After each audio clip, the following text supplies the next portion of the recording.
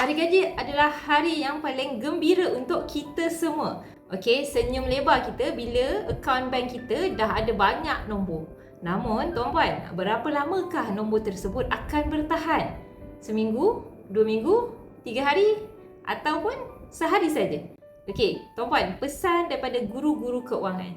Jika tuan-puan nak pastikan duit gaji tuan-puan bertahan lebih lama, tuan-puan kena alihkan siap-siap sekurang-kurangnya 10% untuk tujuan simpanan ataupun pelaburan.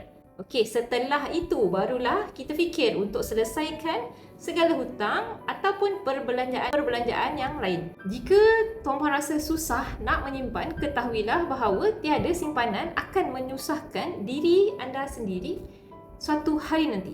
So, lebih baik bersusah payah sekarang menyimpan pada hari ini untuk kesenangan pada masa hadapan. So, bagi tuan-puan yang nak mulakan tabungan emas sebagai simpanan masa depan dan sebagai aset fizikal tuan-puan boleh rujuk kepada pin video saya untuk bermula ataupun isi saja beg biru untuk saya bantu daftarkan akaun secara percuma dan bimbing tuan-puan mulakan tabungan emas hari ini.